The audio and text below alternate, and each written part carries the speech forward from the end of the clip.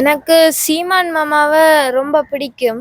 ஏண்ட சங்கத்தமிழ் பொங்கும் தமிழ் இன்பத் தமிழ் அது கம்பன் தமிழ் மானிட வேடம் கலைந்து இளமை தொலைத்து இடர்பட்டு நிற்கும் இளையோர்களின் வாழ்வு சமூக வலைத்தளத்தினால் பரிதாபம் வலைத்தளங்களின் ஆட்சி அரியணை ஏறிற்று. டிஜிட்டல் உலகமாய் அனைத்தும் மாறிற்று. கைபேசியுடன் தான் தன் மூளைக்கு நிகராய் இணையம் படைத்தான் சுருங்கி போனது பிரம்மாண்டம். சுயசீவம் ஐயாவை பாரதி பாஸ்கர் அம்மாவையும் பிடிக்கும். புதுயுகம் உறவுகளுக்கு வணக்கம். இப்ப நாங்கள் ஒரு மாணவியை சந்திக்க போறோம். அந்த மாணவி யாருன்னு பாத்தீங்கன்னு சொன்னா ஒரு பெரிய சாதனை ஒன்றை படைச்சிருக்கிறான்னு சொல்லலாம். இந்த சின்ன வயதிலேயே மலேசிய தமிழ்ச்சங்கம் நடத்தின ஒரு தமிழ் போட்டி ஒன்றில் பேச்சு போட்டி ஒன்றில் நட்சத்திர பேச்சாளராக பரிசா வாங்கின ஒரு மாணவி. அதே விட பல போட்டிகளில் பங்கு பற்றி பல்வேறு பரிசுகளை வாங்கிய ஒரு மாணவியை தான் சந்திக்க போறோம். அந்த மாணவியினுடைய இந்த பேச்சை நீங்க முழுமையாக கேட்கணும். அதே வேளை இந்த மாணவியினுடைய பேச்சை கேட்டு அவருக்கு நீங்கள் ஒரு வாழ்த்து சொல்லணும். அந்த வாழ்த்து அவர்களுடைய வளர்ச்சிக்கு மேலும் உதவும். நீங்கள் தெரிவிக்கின்ற ஒவ்வொரு வாழ்த்தும் அந்த மாணவியினுடைய எதிர்காலத்திற்கு மிகவும் பயனுள்ளதா இருக்கும் என்று கேட்டுக்கொண்டு, இதுவரைக்கும் எங்களுடைய சேனல் சப்ஸ்கிரைப் பண்ணாதாக சப்ஸ்கிரைப் பண்ணிட்டு பெல் பட்டனை தட்டி வச்சிருங்க. வாங்க காணொளிக்குள்ள போவோம்.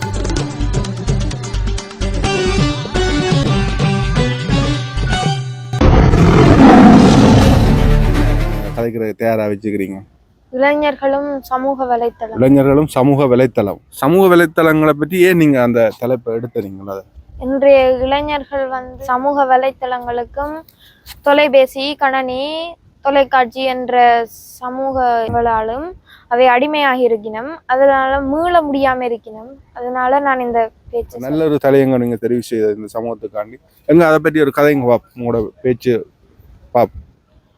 செந்தமிழும் தமிழ் இசை சேர்தமிழ் தேன் தமிழ் சங்கத்தமிழ் பொங்கும் தமிழ் இன்பத் தமிழ் அது கம்பன் தமிழ் சந்தத்தமிழ் சிந்தும் தமிழ் அங்கள் தமிழ் இம்மன்ற தமிழ் என இந்த தமிழை என் மூச்சாய் பேச்சாய் உயிராய் கொண்டு தமிழ் தாயை வணங்கி நடுநிலை தவற சாகும் போதும் தமிழ் படித்து சாக வேண்டும் என்றன் சாம்பலிலும் தமிழ் மணந்து வேக வேண்டும் என்ற உயிருள்ள வார்த்தையை எனதாக்கி கொண்டு நான் என்று பேச எடுத்து கொண்ட விடயம் இளைஞர்களும் சமூக வலைத்தளங்களும் அண்ட சராசரம் மாபெரும் விசித்திரங்களையும் விந்தைகளையும் தன்னகத்தே கொண்டு நித்தமும் சுழன்று கொண்டேதான் இருக்கிறது. பால்வழி பிறப்பில் சூரிய குடும்பத்தில் பூமி என்ற அதிசயக்கோள் உருவாகி இன்றைக்கு 4.5 பில்லியன் ஆண்டுகளாகிவிட்டது. அன்று தொட்டு இன்று வர உயிரினங்களை பிரசவித்துக் கொண்டுதான் இருக்கிறது. இன்றைக்கு 2.8 மில்லியன் ஆண்டுகளாகிவிட்டது. பூமி என்ற பந்தில் மனித இனம் உருவாகி தன் நிகரில்லாத படைப்பாலும் ஆற்றலினாலும் தன்னை பிரசவித்த பூமி தாயையும் பூமி தாயை பிரசவித்த ஆண்ட சராசரத்தையும் ஆராயத் தொடங்கினான். நெருப்பை கண்டான், வினைத்திறனானான், மண்ணை தோண்டி கனிமம் கண்டு கருவிகளாக்கி சுழன்று வர தொடங்கினான். பறவையை கண்டான், விமானம் படைத்தான், பாயும் மீன்களில் படகினை கண்டான், எதிரொலி கேட்டான், வானொலி படைத்தான், அலைகளை அறிந்தான், தொடர்பாடல் புரிந்தான், தன் மூளைக்கு நிகராய் இணையம் படைத்தான். சுருங்கி போனது பிரம்மாண்ட பூமி. கண்டங்கள் யாவும் அவன் கைக்குள்ளேயே கைபேசி ஒன்றினுள் கட்டுப்பட்டு கிடக்கிறது. 19ஆம் நூற்றாண்டின் பிற்பகுதி 1876ஆம் ஆண்டு கிரகம்பல் என்பவரின் அசாத்திய கண்டுபிடிப்பினால் தொலைபேசி என்ற கருவியின் மூலம் தொலைவில் இருந்தவர் குரலொலி வாயிலாய் அருகில் வந்தார். இக்கண்டுபிடிப்பே சமூக வலைத்தளத்தில் தகவல் பரிமாற்று ஊடகமாய் பரிணாமம் பெற்று இன்று உலகமே சுருங்கி போனது. வலைத்தளங்களின் ஆட்சி அரியணை ஏறிற்று. டிஜிட்டல் உலகமாய் அனைத்தும் மாறிற்று. கைபேசியுடன் தான் இளையோர்கள் தங்கள் நாட்களை தொடங்குகிறார்கள். Facebook, YouTube, Instagram, WhatsApp, TikTok போன்ற இணைய சமூக வலைத்தளங்கள் அவனை ஆக்கிரமிக்க தொடங்கிவிட்டது. சமூக வலைத்தளம் என்பது ஒரு பரந்து விரிந்த ஆழ்கடலாகும்.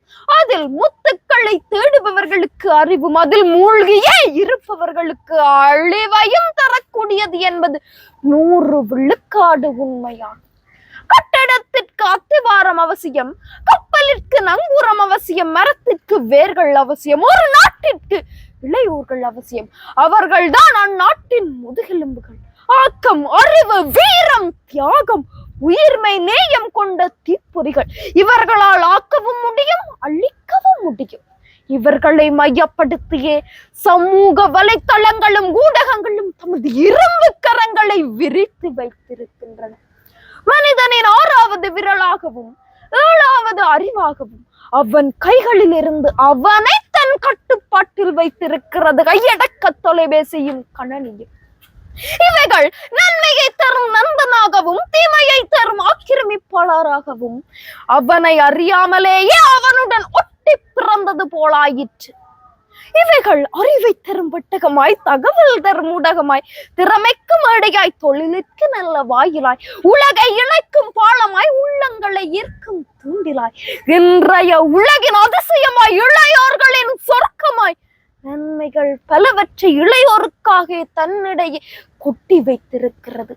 ஆனால் இத்தளத்தில் முத்தெடுப்போர் சில லட்சங்களே. இங்கு வேதனை என்னவெனில் பல மில்லியன் கணக்கான இளையோர் சிந்தனை இழந்து, நேரம் தொலைத்து, கனவுகள் சிதைந்து, விழிகள் இழந்து, வழிகள் தொலைந்து, உறவுகள் விலகி, உணர்ச்சிகள் காய்ந்து, உணர்வுகள் மாறி, உண்மைகள் மறந்து போலிகளாகி, நாயும் நரியுமாகி, மானிட வேடம் கலைந்து, இளமை தொலைத்து இடர்பட்டு நிற்கும் இளையோர்களின் வாழ்வு சமூக வலைத்தளத்தினால் பரிதாபம், பரிதாபம், பரிதாபம். இச்சமூக வலைத்தள ஆக்கிரமிப்பில் இருந்து இளையோர்கள் நாம் மீள வேண்டும். நல்லதொரு வீணை செய்து அதை நலன் கட்ட புழுதியில் அறிவதுண்டோ? சொல்லடி சிவசக்தி, என்னை சுடர்மிகு அறிவுடன் படைத்து விட்டாய், வல்லமை தாராயோ இந்த மாநிலம் பயனுற வாழ்வதற்கு என்ற என் பாட்டன் மகாகவி பாரதி. இளமையில் வாழ்வின் நோக்கம் எது ஒன்றும் நம்மை ஆளுகை செய்யக்கூடாது. நாம் அனைவரும் சிறந்த பிள்ளைகள். எமது திறமை, எமது ஆற்றல், எமது அறிவு எதிர்காலத்தை மாற்றும் ஆயுதங்களாகட்டும் என கூறி விடைபெறுகிறேன். நன்றி, வணக்கம். அருமை, வணக்கம். வணக்கம். எல்லாருமே தங்களோட பிள்ளைகளை ஆங்கில கல்லூரியில அல்ல ஆங்கிலம் படிப்பிக்கிற இதுகள்லாம் கூட இப்ப நாட்டம் போய்கொண்டிருக்கு. அந்த வகையில் தமிழ் மொழியில ஒரு பற்றோட அடுத்த இடத்துக்கு போறதுக்கு அல்லது அதுல அவ முன்னேறணும்ன்ற விருப்பம் உங்களுடைய மகள்றையா அல்லது உங்கள் 2 பேருக்குமே? அது எனக்கு தமிழின் மீது அதிகமான காதல் இருக்கிறது. தமிழை நேசிக்கிற ஒரு சமூகத்திலே நான் இருக்கிறேன் என்பதில் எனக்கு ஒரு பெரிய ஒரு வரப்பிரசாதமே. ஏனெனில் மகள் சொன்னதைப் போல திராவிட மொழி குடும்பங்களிலே இவ்வுலகத்தில் மூத்த மொழி தமிழ் மொழி. பாடசாலை நாட்களிலே தமிழை பற்றி அதிகமான நூல்களை வாசித்ததுண்டு. குறிப்பாக நான் மகாகவி பாரதியினுடைய ஒரு மிகச்சிறப்பான அவருடைய பாடலுக்கு ஒரு அடிமையானவன். எனவே அப்படிப்பட்டவருடைய கவர்ச்சியினால் இந்த தமிழை அதிகமாக நேசித்தவன். ஆகையினாலே நான் சிறிய வராகத்திலே மகளுக்கு 6 வயதாக இருக்கிற காலப்பகுதியில் கூட தமிழை பேசுவதற்கு அவளுக்கு ஊக்கம் கொடுத்தேன். அப்போது தொடக்கம் பல்வேறுபட்ட தளங்களில் அவளுடைய பேச்சை தமிழ் மொழிக்காக நான் செலவழித்திருக்கிறேன். பேச்சாளர்னு சொன்னா உங்களை முன்னோடியா நீங்கள் யார கருதுவீங்க? எனக்கு சீமான் மாமாவை ரொம்ப பிடிக்கும். ஏன்டா அவ தமிழ் தேசியம், தமிழை பத்தி கதைக்கிறது கூட, அதனால எனக்கு ரொம்ப பிடிக்கும். அடுத்தது பாரதி பாஸ்கர் அம்மாவையும் பிடிக்கும். எனக்கு சுகிசிவம் ஐயாவையும் பிடிக்கும். அவைய பிடிக்கும். அவ எல்லாருமே தலை சிறந்த பேச்சாளர்கள். நான் நினைக்கிறேன் அவை தென்னிந்தியாவில் தலை சிறந்த பேச்சாளர்கள். மற்றது தமிழுக்கு ஒரு பேச்சாளர்கள். நாளைக்கு நீங்களும் அந்த இடத்துல இருப்பீங்கள்ன்றது என்னுடைய நம்பிக்கை. அப்படி வரணும் என்றதை நாங்களும் வாழ்த்துறோம். நன்றி, தேங்க்யூ, வணக்கம்.